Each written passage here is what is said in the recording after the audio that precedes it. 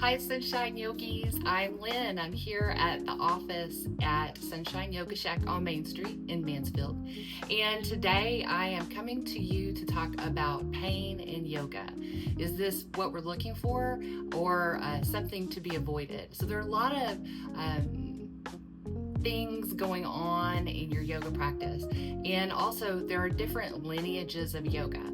And I'll have to admit, I've been in some yoga classes where they were really pushing the envelope and wanting to have some kind of pain in that practice. I've even had even famous yoga teachers come up and adjust me so that I was hurting in the pose. And that's not what we want here at the studio, because one thing, if you're experiencing pain in your yoga practice, you're going to be creating this fight or flight response. It's the natural way the nervous system responds to pain. And it's a signal. It's telling your body, hey girl, or boy, hey boy, that's not what we want here. Slow it down or back it out, and let's find some common ground. So we're going to use energetic alignment here, and what that means is that everybody is created equally, and also everybody is different. So the poses that might have been traditionally created for a masculine framework is not really going to work for a female body, and vice versa. So if there's a practice that's going on and it's majority female, there are things that are going to happen in the male body where it's going to be more painful. And two, you have to think that as we form our bone structure, the bones twist and create a density so that they are not shaped alike. So your femur bone on the right side is going to be a little different than the femur bone on the left side, because they twist as they develop. And when you're standing in a certain pose, that means you're not going to feel it the same way on both sides. It's not going to look the same when you're on both sides. So you have to find what works best for your body. I encourage you to be your own advocate in your yoga practice, and really anything else that you do. If someone's encouraging you to do something that's hurting your body, you need to say, wait a minute, maybe that's not the best thing for me. So let's break it down a little bit. So we do want to find things that challenge us, because let's face it, if we always sit on the couch, if we're always comfortable, then we're not growing. We're not changing. We're just going to stay the same. And actually, you can't really stay the same, because if there's no movement or if there's always comfort, we're going backwards, because every part of the body is going to start to atrophy 24 to 48 hours after you do an activity. So if you come into practice today and you do all these great things, but you don't come back for 7 days, you're going to lose all of that beautiful momentum that you built. So that's one aspect. Two, we want to use the strength of the body to activate all of the muscles when we're in our yang posture. So if you're in a warrior, we're standing, we're doing something like a plank or a strengthening pose.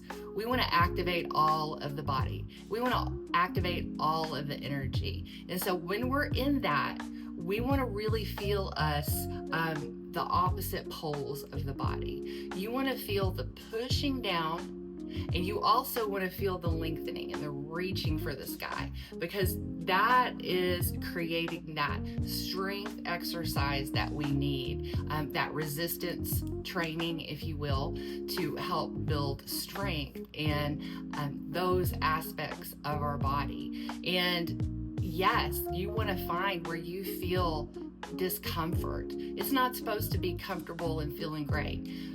You want to feel that point in your body to where possibly this is where you want to hold your breath.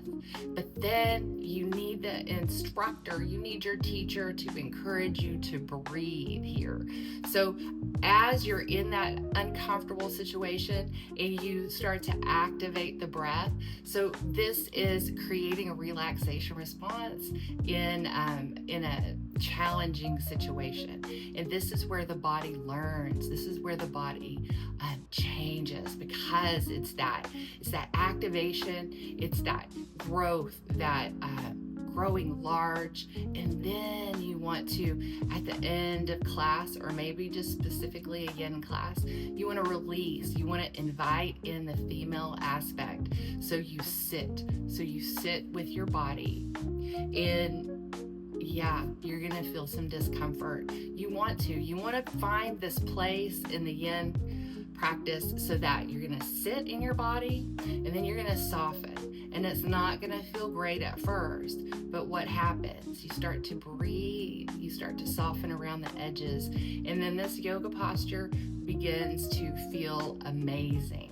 And it's that growth, and it's that signal to your brain. So this doesn't feel fantastic, but this is where I can find comfort within my discomfort. Because let me tell you what, being a human, being an adult, or even a child today, it's a challenge. It's a challenge, and it's hard. And almost every day you come across circumstances that challenge you, that make you feel uncomfortable. And what happens if we're too scared, right, to be in something that's challenging? Well, we're going to shrivel away from the world, and we're not going to be living to our fullest potential. So that's the question for you today. Yoga, is it supposed to hurt? No. Are we going to feel some discomfort while we're in postures? Yes. Are we going to find ways to invoke the relaxation response, or self-soothe our bodies, our mind, our energy with our breath? That is the goal. So now, talking about our yoga practice and the reason why we need to work to find that little bit of uncomfortable situations on the mat, but not pain. Pain means you need to back out and readjust and try again. So something different happens when you practice aerial. So if you are one of our aerialists, you understand that first time you came into your aerial class and you're so excited to swing, and you do your dagger wrap for the first time, or whatever it is, you start to climb up towards the ceiling. So the fabric's holding you. And guess what? The fabric's holding your whole weight. And as that fabric is holding you in your whole weight, you're breaking up fascia. So you're releasing into the fabric, it's supporting you, and it is like foam rolling. And is it uncomfortable? Yeah, sure. At first it is. And with consistent practice, after a few classes, 3 consistently, I'm not saying you come today and then you don't come back for a week, because guess what? Every night when you go to sleep, that fascia is reforming underneath your skin. And what is fascia, if you're not familiar, not aware? So fascia is that layer of connective tissue underneath the skin. So it is something that wraps around all of our joints, all of our organs, and it really, from the crown of your head all the way to the bottom of your feet, it is weaving to wrap you in something, it's white. If it's fresh and you open up the body and you run your finger through it, it will just melt. But if there's no movement, every night it gets denser and denser and thicker and thicker. And if you have like a shoulder injury and you don't move your shoulder for a while, it's going to be so dense and thick, it's scar tissue now.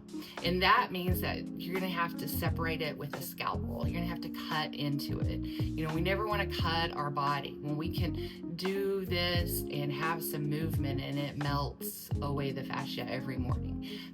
If you move, if you're still and you lay in bed all day, you're never going to break that up. And so tomorrow you have twice as much fascia, or fuzz is what it's called. And this inhibits our movement, and it makes us feel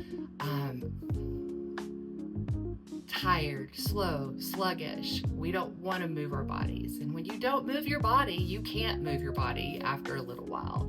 So this is what we're breaking up in our aerial practice. So when you climb up into the fabric, you're starting to break up that fascia, which is a good thing. And then after a couple of classes, after a couple of days, it's broken up, right? So you feel that support that you need to feel from the fabric, and you also are learning. So you're creating this relaxation response through movement in the fabric. And every time you practice, you get a little stronger and you get a little stronger. And then you're doing these amazing things, and they look wonderful and impressive. And you are filled with this elation. You are filled with this feeling of you can do anything. And you can. So all you have to do is take that first step, is decide you want to do something. Or, maybe if we're talking about coming to the yoga studio, you just need to book your spot. So once you book your spot and you come to class, you'll start to see. It just takes one class. And we have a lot of different types of yoga. So don't just take that one class and feel like, oh, this isn't right for me. Because every one of us, just like our bones are different, our personalities are different, our energy is different, and we crave different things. So, try a lot of different things. Find what works best for you, what makes you feel good, what makes you feel alive, and that's what you need to practice on. So there's my little talk on this is what we don't need to feel in yoga, and that's pain. So you want to feel comfort, you want to feel relaxation, and you want to feel strong. So I invite you to come see us at the studio, or just do some yoga on your yoga mat, and you're going to be getting stronger every day. So have a great day, and I'll see you next week.